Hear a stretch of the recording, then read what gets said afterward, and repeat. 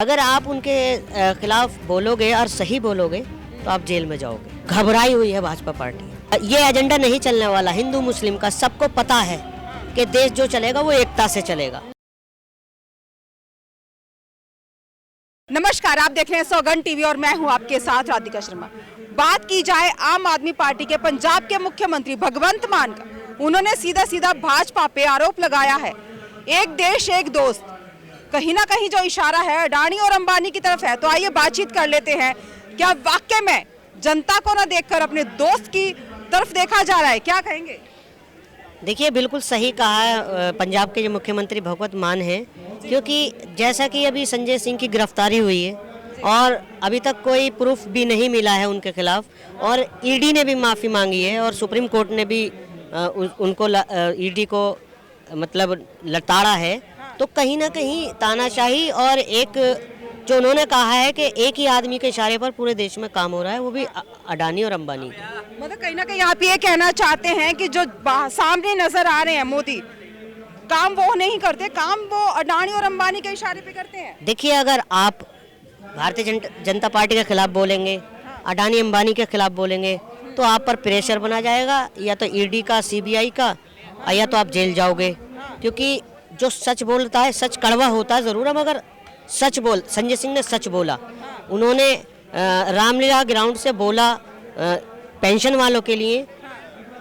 आज उनको इसी चीज़ की सज़ा मिली ताकि उनको आज जेल में डाला गया। एक देश एक पेंशन की जो बात चल रही थी, जिसके लिए अभी प्रोटेस्ट हुआ है पूरे देश का, रामलीला ग्राउंड पे 10 लाख से ज़्यादा लोग आए थे। क्या लगता है वहाँ जो बोला गया, जहाँ पे उन्होंने उनका समर्थन किया, क्या उसकी सजा मिल रही है वाकई में?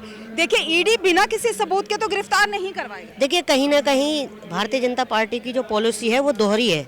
आपने देखा, राघव चड्ढा की सदस्यता रद्द कर दी गई, संजय सिंह जी की भी करी, इससे पहले राहुल गांधी जी की भी करी थी, और अभी इनके एक भारतीय जनता पार्टी के सांसद थे रमेश विदुड़ी के, आपने देखा होगा उनका कितना बेतुका बयान था।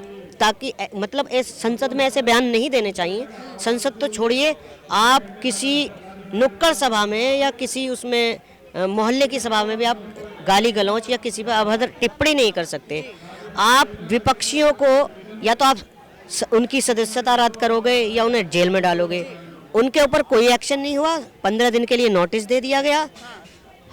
हम जब आप कहते हैं कि सबका साथ सबका विकास, जब उन पर कार्रवाई होती, उनकी सदस्यता रद्द हो गई होती, मगर उनको इनाम दे दिया गया, प्रमोशन हो गया, उनको राजस्थान का प्रभारी बना दिया। तो जब हमारे देश में एक कानून, एक संविधान है, तो ये दोहरी राजनीति क्यों? क्या लगता है, जो एक कानून, एक संविधान की जहाँ तक बात की जाती है, ये विपक्ष के लिए या और लोगों के लिए है, भाजपा पे लागू नहीं होता है? देखिए, जो आदमी विपक्ष का कोई भी हो, चाहे मैं ही हूँ, मेहताब हिंदुस्तानी हूँ, मैं कांग्रेस दिल्ली महासचिव हूँ, सेक्रेटरी प्रवक्ता बनाया मुझे। अगर आप उनके खिलाफ बोलोगे और सही बोलोगे तो आप जेल में जाओगे।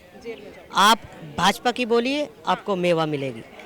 आप इस सत्ता में बैठे हुए जो लोग हैं उनके खिलाफ सच नहीं बोल सकते। सच नहीं बोल। घबराई हुई है भाजपा पार्टी। आप संसद में खड़े होके, क्या वजह है भाजपा घबराई हुई? वजह यही है कि 9 साल में जो इन्होंने वादे किए थे उन पर खरा नहीं उतर पाए। देखिए, अब हर देश का नौजवान, हर देश की बेटी समझ चुका है, क्योंकि अब ये एजेंडा नहीं चलने वाला हिंदू मुस्लिम का। सबको पता है कि देश जो चलेगा वो एकता से चलेगा, भाईचारे से चलेगा, मोहब्बत से चलेगा। जो आज राहुल गांधी पूरे देश में ये मैसेज दे रहे हैं, और जब हमारे देश की एकता, अखंडता, भाईचारा ये क्या करते हैं, ये तोड़ने का, और कांग्रेस क्या करती है, हमेशा जोड़ने का काम। लेकिन अगर देखा जाए तो ये भी बोला जाता है कि सबका साथ सबका विकास की बात की जाए तो बहुत विकास हुआ है मोदी के राज में। बहुत सारी चीज़ें हैं जो उन्होंने की हैं। 370 धारा को ले लीजिए, उसके बाद जो विकास हुआ है उसकी बात ले लीजिए, या फिर G20 हुआ है, वो सब भी तो विकास ही है। देखिए, बिल्कुल सही सवाल है आपका। सबका साथ सबका विकास, सबका विश्वास। अगर किसी का साथ है तो अडानी अंबानी का, अगर किसी का विकास हुआ है तो बड़े लोगों का, पूंजीपतियों का।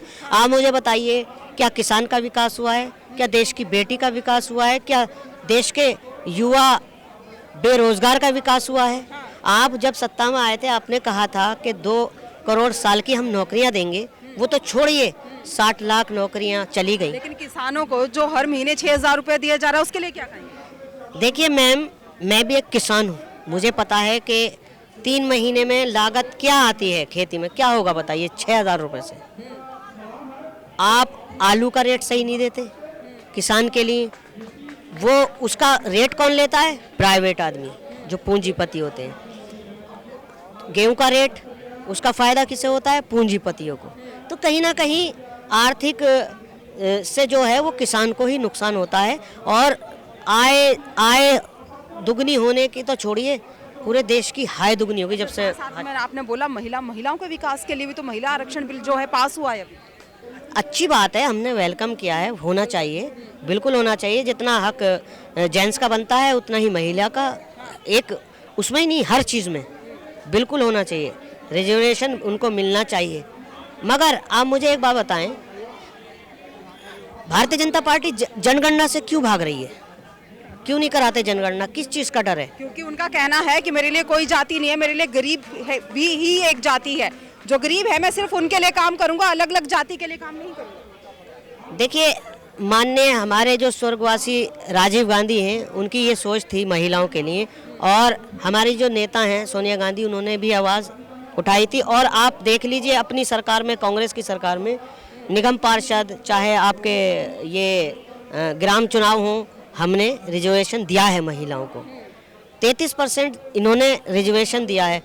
आपने 9 साल के बाद आपको अब महिलाओं की क्यों याद आई? क्या ये 2024 का लॉलीपॉप है? 2029 में वो आप क्या कहेंगे, 2024 का लॉलीपॉप है? बिल्कुल, मुझे तो यही लग रहा है कि एक बार फिर हमारे देश की बेटियों को और देश की महिलाओं को शायद लॉलीपॉप पकड़ा के ही, ये हर बार ऐसा ही करते हैं।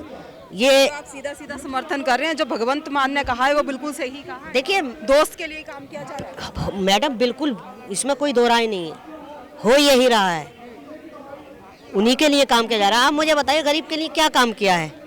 देश के प्रधानमंत्री कहते थे कि जब हमारी सरकार आएगी, जो हवाई चप्पलों में होगा वो हवाई जहाज़ में बैठेगा। गरीब तो बैठा नहीं, अब 8,000 करोड़ के हवाई जहाज़ में खुद बैठ गए। जी। तो जिस तरह से बात की जाए, पंजाब के मुख्यमंत्री भगवंत मान जिन्होंने बोला एक दोस्त एक देश, वो एक दोस्त के लिए ही काम कर रहे हैं, देश के लिए काम नहीं कर रहे हैं। वही हमने बातचीत करके जानने की कोशिश की क्या उन्होंने सही बोला है। इस खबर में फिलहाल इतना ही। ऐसी तमाम खबरों के लिए जुड़े रहिए हमारे साथ, देखते रहिए सौगंध टीवी। कैमरामैन किशन के साथ राधिका शर्मा। आप देख रहे हैं सौगंध टीवी, सौगंध वतन की।